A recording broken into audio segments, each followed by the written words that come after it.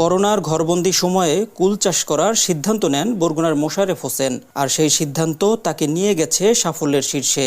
বছরে 15 থেকে 20 লাখ টাকার কুল বিক্রি করছেন তিনি। তাকে দেখে জেলার কুল চাষ সম্প্রসারিত হচ্ছে। অনাবাদি জমিতে বল সুন্দরী, ভারত সুন্দরী, নারিকেলি সহ নানা জাতের কুল চাষ করছেন এখানকার কৃষক।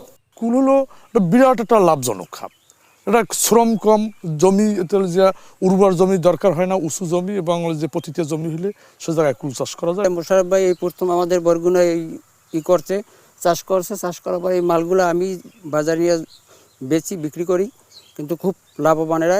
এই অঞ্চলে আসলে কুল চাষ তেমন একটা ছিল না। আমরা ছোটবেলা থেকে আসলে দেখতাম যে জমিতে ধান চাষই বেশি হতো।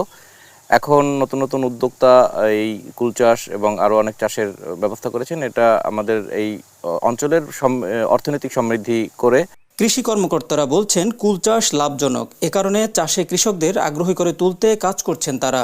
কুলে প্রচুর পরিমাণে ভিটামিন সি থাকে এবং অ্যান্টিঅক্সিডেন্ট, যেটা আমাদের রোগ প্রতিরোধেও সহায়তা করে।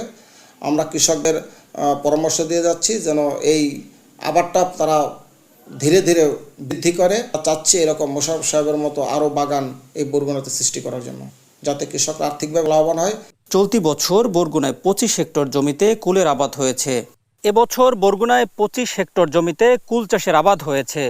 ফলন ভালো হওয়ায় কয়েক কোটি টাকা লাভের আশা করছেন বরগুনার কৃষকরা। রিয়াজ আহমেদ মুসা, দেশ টিভি, বরগুনা।